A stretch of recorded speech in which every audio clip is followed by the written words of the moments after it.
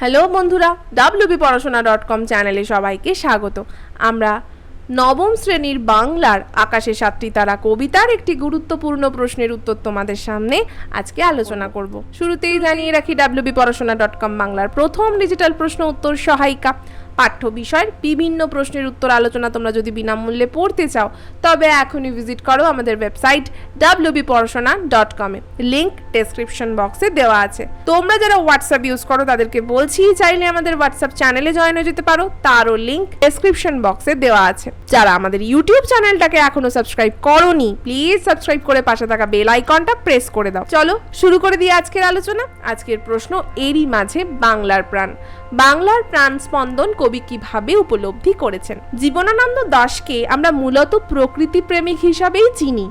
তার আকাশে সাতটি তারা এই কবিতার মাধ্যমে গ্রাম বাংলার একটা অপূর্ব সন্ধেবেলার রূপ আমরা ফুটে উঠতে দেখেছি।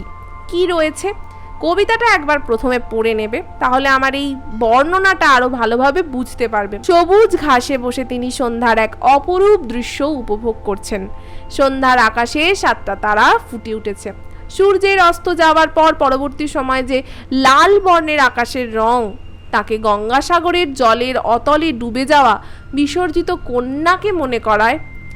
অর্থাৎ সেই যে মৃতমনিয়া, অর্থাৎ যে শিশুরা গঙ্গার জলে হারিয়ে যেত।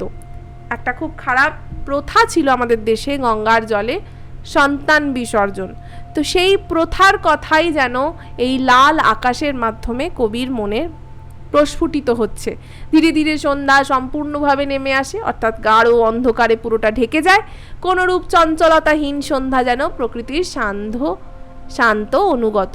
সন্ধ্যার রঙকে কবি নীল বলে মনে হয়। আমরা কি দেখি অন্ধকার কালো, তা নয়, কবি দেখছেন নীল। এ যেন এক কেশবতী কন্যা, অর্থাৎ একটা মেয়ের যে চুল, সে চুলের রং কি গভীর কালো, নিকষ অন্ধকারের মতো। ঠিক সেটাই যেন কবি এই সন্ধ্যার মধ্যে দেখছেন।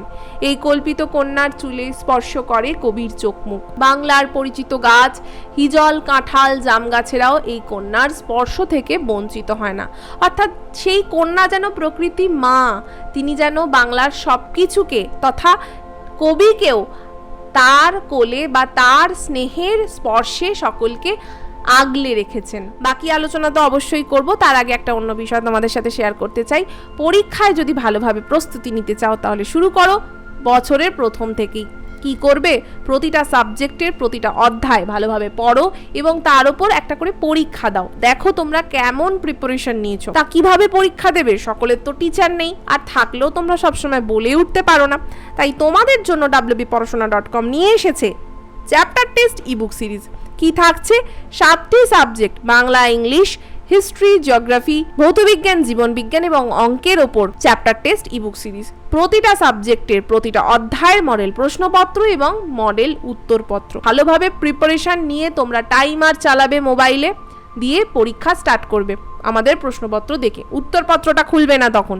তাহলে ভালো করে প্রশ্নপত্র দেখে তোমরা পরীক্ষা দিয়ে নিলে এরপর কি করবে? কারুর কাছে যেতে হবে না, মানে বাবা, মা, টিচার, কাউকে বিরক্ত করতে হবে না। আমাদের দেয়া উত্তরপত্রের সাথে তোমরা যে পরীক্ষাটা দিলে সেই উত্তরপত্রটা মিলিয়ে দেখে নাও ঠিক কেমন পরীক্ষা বা প্রিপারেশন তোমরা নিয়েছো। ভালো না হলে আবার পড়ো। এইটাই হচ্ছে ভালো রেজাল্ট করার একটা অনন্য উপায়। তাই আর দেরি না করে এখনই কিনতে স্ক্রিনে একটা নাম্বার দেওয়া রয়েছে 9614581033। এই নাম্বারে আমাদের হোয়াটসঅ্যাপ করে লেখো আমি কিনতে চাই চ্যাপ্টার টেস্ট ইবুক সিরিজ নবম শ্রেণী। যে যে ইবুকগুলো কিনতে চাইছো সেই সাবজেক্টের নাম লিখে দাও। আর যদি তোমরা মনে করো 7টাই কিনবে, সেক্ষেত্রে তোমাদের জন্য থাকছে একটা আকর্ষণীয় অফার, সেটাও আমাদের জানাতে ভুলো না। তোমরা এখনই আমাদের হোয়াটসঅ্যাপ করো। তোমাদের হোয়াটসঅ্যাপ পেলেই আমাদের টিম তোমাদের রেসপন্ড করবে, পেমেন্ট পেজ পাঠাবে। সেখানে পেমেন্ট কমপ্লিট করার 24 ঘন্টার মধ্যে এই ইবুকগুলো আমরা তোমাদের হোয়াটসঅ্যাপে পাঠিয়ে দেবো। যদি আরও কিছু জানতে চাও তাহলে ওই একই নাম্বারে সোম থেকে শনি সকাল 11টা থেকে সন্ধ্যে 6টার মধ্যে আমাদের সাথে কন্ট্যাক্ট করতে পারো। ফিরে এলাম আবার আলোচনায়। সন্ধ্যাকালীন অপরূপ মায়াময় স্নিগ্ধ গন্ধে চারিপাশ যেন ভরে ওঠে। নরম ধানের গন্ধ, কলমি শাকের গন্ধ, হাঁসের পালক, পুকুরের জল, চাঁদা, সরপুটিদের সকলেরই তো একটা স্মেল আছে। সেই সব কিছুই যেন কবিকে একটা অদ্ভুত মায়াময় পৃথিবীতে নিয়ে যায়। কিশোরীর চাল ধোয়া ভিজে হাত, কিশোরের পায়ে দলা মোথা ঘাস, লাল বটফলের ব্যথিত নীরবতা, এই সব কিছুই যেন পল্লী গ্রামের একটা পরিচিতি। বিশেষ মুহূর্ত, গন্ধ, ঘটনা সবই যেন কবির হৃদয়কে আন্দোলিত করে। তার মনে গভীরে যে তার অনুভূতির সঙ্গে গ্রাম বাংলা একেবারে মিলে মিশে একাকার, অর্থাৎ তাদেরকে বিচ্ছিন্ন করা যাবে না, তারা একই অঙ্গের যেন দুটো রূপ, এরই মাঝে যেন কবি খুঁজে পেয়েছেন বাংলার প্রাণকে। আজকের আলোচনা এখানেই শেষ করছি। কেমন লাগলো আমাদের এই ছোট্ট পর্ব তা আমাদের অবশ্যই কমেন্ট করে জানাবে। ভালো লাগলে লাইক আর শেয়ার করো। এই কবিতা সম্পর্কিত আরও প্রশ্ন উত্তর বিনামূল্যে পড়তে চাইলে এখনই ভিজিট করো আমাদের ওয়েবসাইট wbporashona.com। লিংক ডেসক্রিপশন বক্সে দেওয়া আছে। ডেসক্রিপশন বক্সে এখন থেকে থাকছে আরও বিভিন্ন পর্বের লিঙ্ক। তোমরা যদি চাও সেই পর্বগুলো এই লিঙ্কের মাধ্যমে শুনে ফেলতে পারো। আজকের মতো এটুকুই, আবার ফিরে আসবো অন্য কোনো দিন অন্য কোনো পর্ব নিয়ে। ততক্ষণ টাটা।